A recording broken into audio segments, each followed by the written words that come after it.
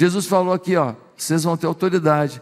Pastor, mas você disse que eu não posso, eu não tenho como pegar minha unção e falar, toma. Sabe o nome disso? Profecia.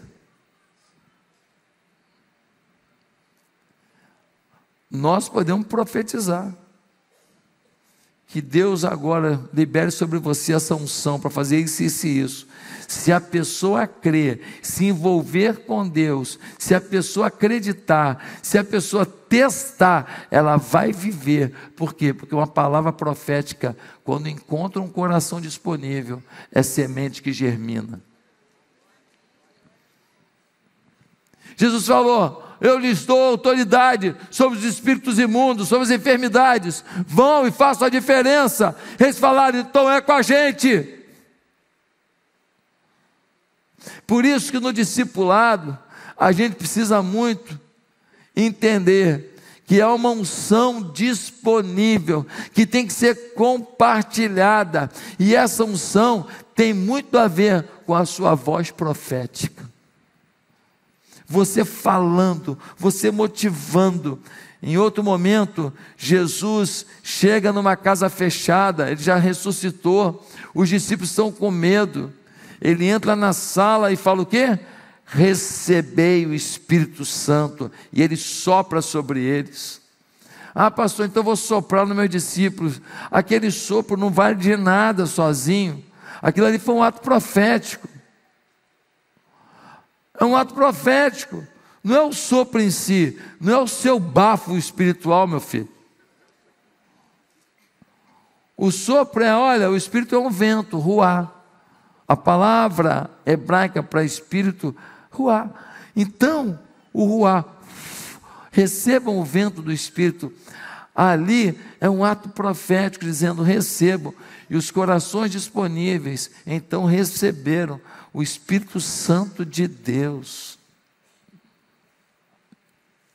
Queridos, é um gesto profético. Jesus queria transmitir aos discípulos um poder invisível. Não há narrativa nenhuma que quando Jesus soprou sobre eles o Espírito Santo, que eles logo depois ficaram cheios de dons e talentos. Ah, Jesus soprou sobre eles o Espírito e eles começaram a fazer isso, fazer aquilo. Não! Jesus soprou sobre eles o Espírito e nada aconteceu com eles na hora. Nada. Porém, alguns dias depois, veio o dia de Pentecostes, quando aconteceu a descida do Espírito Santo. Aí sim, o Espírito Santo fez uma avalanche de poder sobre eles. Eles foram tomados por Deus, começaram a evangelizar. Tinha gente na cidade de todas as partes do mundo. As pessoas ouviam falar da grandeza de Deus com tamanha paixão e autoridade, que as pessoas se convertiam, e acontecia uma coisa incrível. As pessoas vieram de vários países, e eles falavam, os discípulos, na língua deles, e as pessoas os ouviam falar na sua própria língua. É isso que está em Atos 2. Ali não tem nada de língua estranha. Atos 2, e eles os ouviam falar na sua própria língua, é o que diz o texto. Eu falo em português, um japonês entende na língua dele. E eles ficaram assustados com aquilo, e eles se convertiam em massa, e 3.000 pessoas se converteram de uma vez só na mensagem do apóstolo Pedro. Queridos, algo sobrenatural acontece no discipulado. O discipulador profetiza, mas o Espírito se encarrega de transformar em realidade. Quem entendeu? Você transfere a unção profeticamente, o Espírito Santo faz o serviço. O Espírito Santo é que age. Você não tem esse poder, mas a sua profecia, crendo, uma profecia feita com sinceridade, é uma ação para que o Espírito Santo se manifeste na vida do discípulo. Quem está entendendo isso? Ah, queridos, eu não consigo explicar o que acontece nas igrejas de atitude. Eu não consigo explicar, a não ser como transferência de unção. Ontem nós abrimos uma igreja em Araruama. Sabe quantas pessoas tinha? 500 e tantas pessoas no primeiro culto. Tem explicação isso? Não tem explicação. Como é que começa uma igreja? E ela começa com esse volume de vidas transformadas, de gente engajada, de gente apaixonada por Deus, com gente decidida a trabalhar, se envolvendo no ministério. É uma unção. Existe uma unção sobre essa casa. Existe uma unção sobre esse lugar. Você precisa entrar debaixo disso, decidir ser instrumento disso. Você vai na nossa igreja em São Cristóvão, a nossa igreja em São Cristóvão é no antigo teatro do SBT, casa cheia.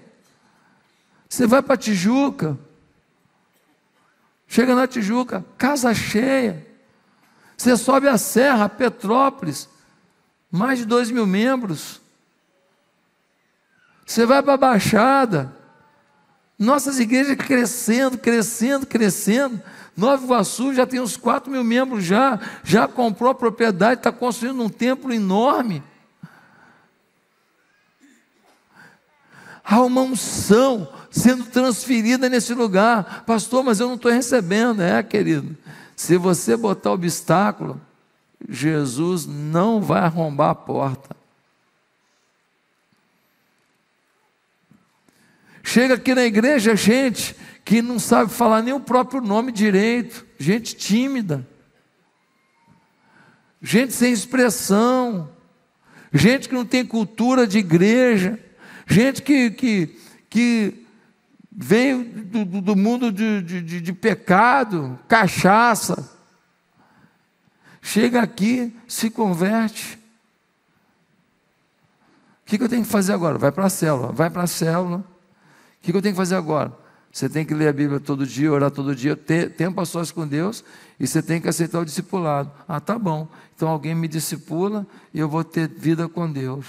Daqui a pouco o cara explode, daqui a pouco o cara que não sabia falar nem o próprio nome, está pregando o evangelho de um jeito que você não acredita. Daqui a pouco ele lidera uma célula, daqui a pouco ele está com 3, 4, 5 células, daqui a pouco ele está com 12 células, daqui a pouco ele está com 25 células. Você fala, mas como é que pode? Aquele camarada não tinha capacidade nenhuma. Unção, tem uma unção sendo derramada. Ei, tem se lambuza nesse óleo que está sendo derramado.